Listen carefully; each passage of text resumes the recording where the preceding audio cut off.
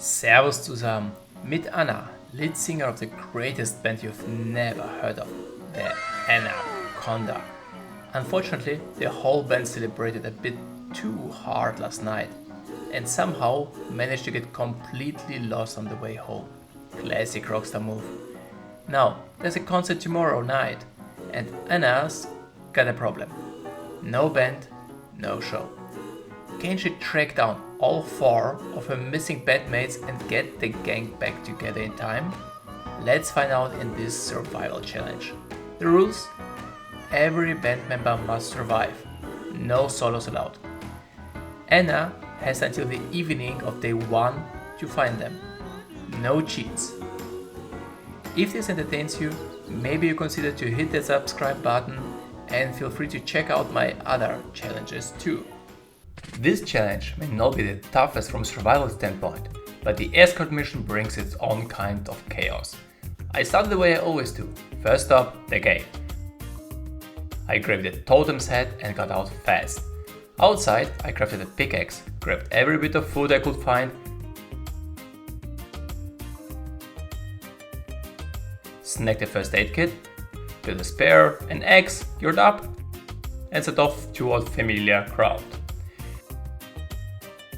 Along the way, I looted every suitcase I could find.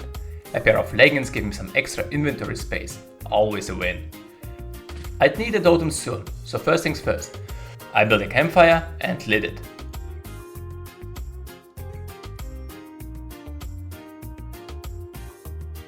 While it burned down, I checked out the town nearby. Nothing interesting. No time wasted, I gathered everything I'd need to build a totem.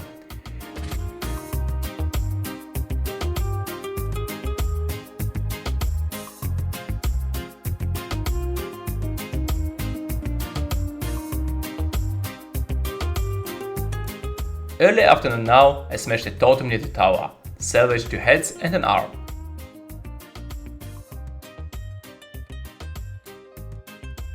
The fire had burned out. Time for the next step. I crafted a pencil and studied the remains of the totem.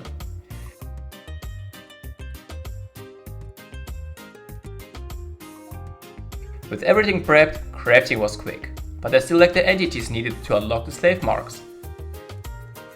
It meant one thing: hunting enemies. Unfortunately, not the kind of enemies I was hoping for. Instead, a bear. Run.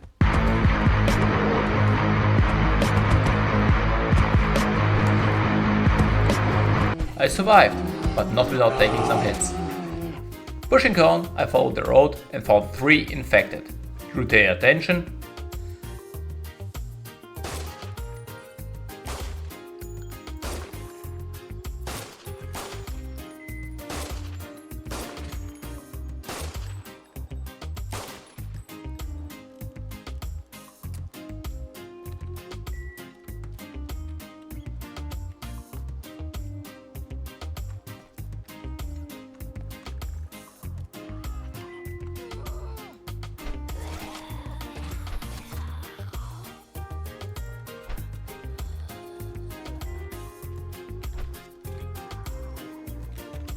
And scored a helmet of one of them.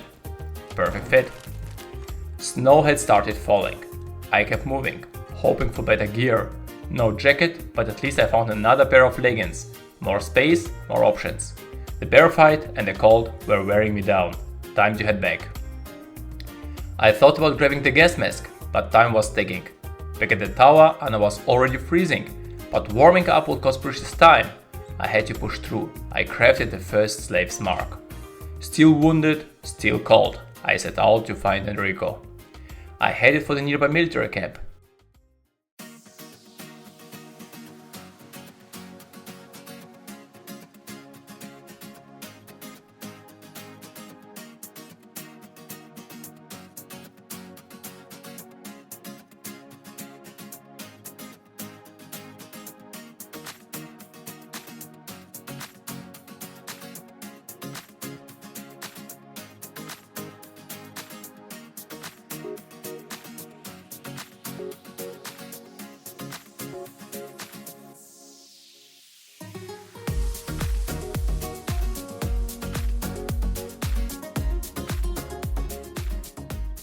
cleared out the guards, checked every crate and suitcase.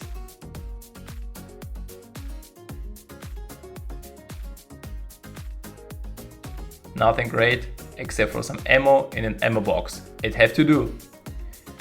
Time was short, I left the rest behind and moved out. Finally, near the cabin above the camp, I spotted him. Enrico pacing aimlessly. I snapped him out of it, talked him down, got him to follow me. Still wounded, but no longer freezing, we began the journey back. It was 2:30 p.m.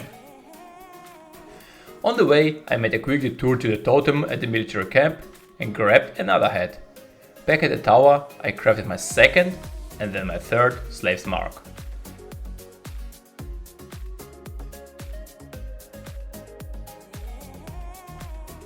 Gustav had to be nearby. Time to find him. Enrico followed me without question now, but before the search, I knew I had to prepare for nightfall. Finding everyone in a single day? Impossible. And traveling in the dark? Not happening. So I quickly built a shelter and head back out to track Gustav. Enrico had told me where he'd seen him last, and sure enough, not long after, I found Gustav exactly where Enrico said he'd be.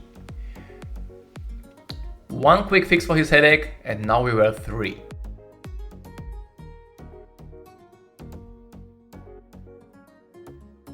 It was already 4 p.m. On the way back, I spotted a bear. This was kind of threat I'd been dredging. Defending myself while keeping the others safe. I braced myself for a fight. But luck was on my side. One clean headshot and the beast went down. Enrico and Gustav, not much help.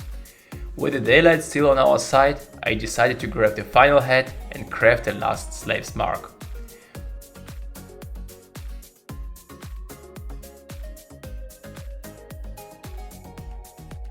While scouting the area, I noticed a suitcase, one I'd never seen before. At first, I thought it was just a static prop. Tried to open it. Nothing.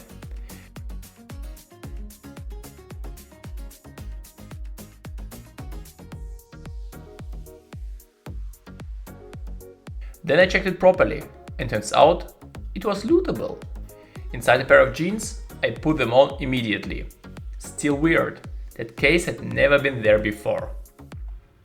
The rest of the day passed quietly. When night came, I laid down to rest, and Enrico and Gustav kept watch. A little after 6, I woke up, time to move again.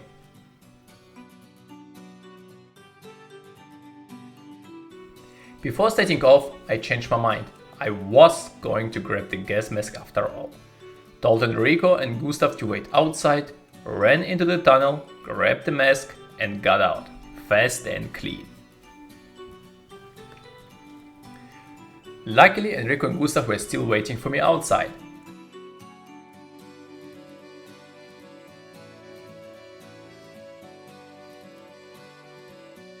The day was thick with fog, but just before reaching the village near the lighthouse, I spotted him. An armored infected up ahead. These were the ones I feared most. A single burst from them could kill one of my companions. I crept in carefully and saw a second one. I took the first by surprise, quick and quiet, then turned to face the second. But the first one hadn't gone down. He opened fire. I charged, took him out fast. Enrico and Gustav both unharmed. A few meters ahead, I heard heavy footsteps in the woods again. A bear. But these ones didn't notice us, just passed by. At the village crossroads, another armed infected. I swear, this road was full of them.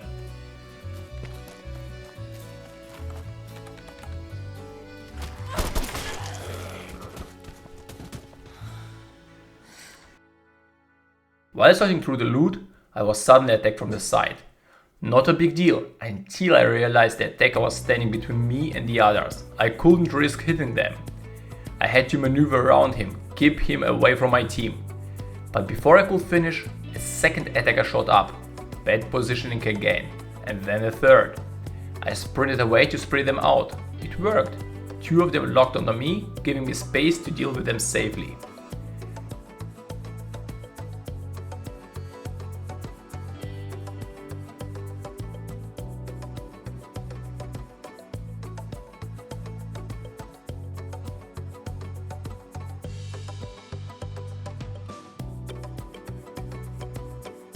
we reach our next target. Before going in, I check my gear. My spear nearly done for. Luckily, I packed spare stones.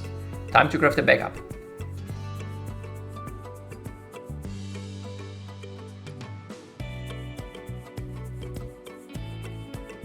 Michael had stayed behind at a nearby factory the night before. We went to check it out. While we were scouting the area, a wolf ambushed Enrico from behind.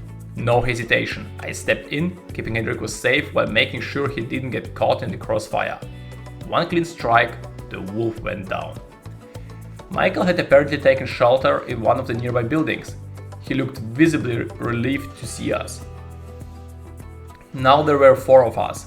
Time to find Ricky. He'd stay behind, not far from our last celebration spot. The road to him will take some time, but we were getting close.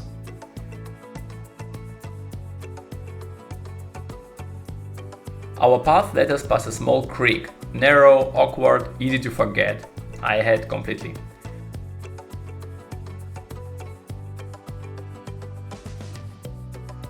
I was worried the others wouldn't be able to cross it, but they handled it surprisingly well. Smooth moves from the whole crew.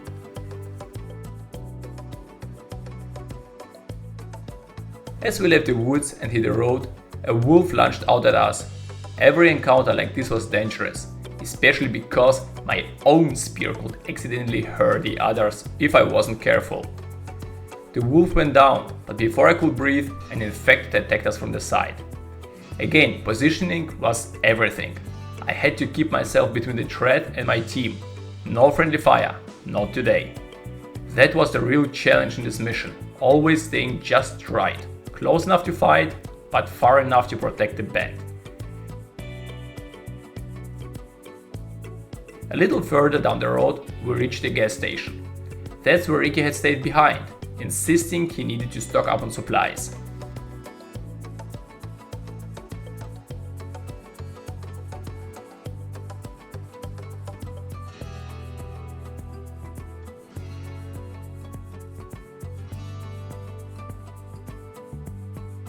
One quick conversation later, and we snapped him out of it. Just like that, the band was back together.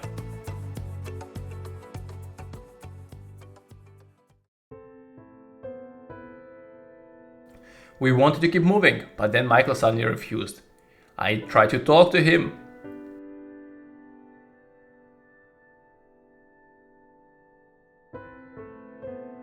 Nothing.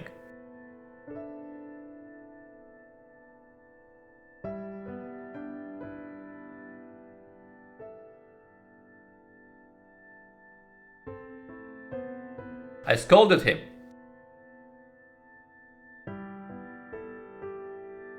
Still nothing.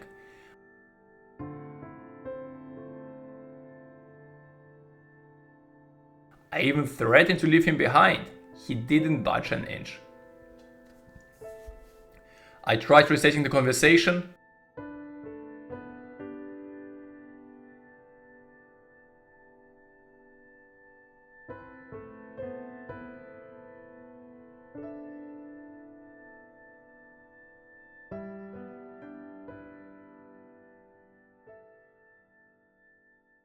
No effect.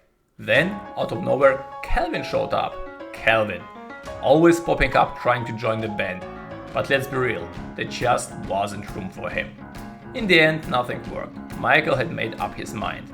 So we decided to stay too. After all, keeping the band together mattered more than just pushing forward. Maybe, just maybe, a shared drink will lift his spirits again.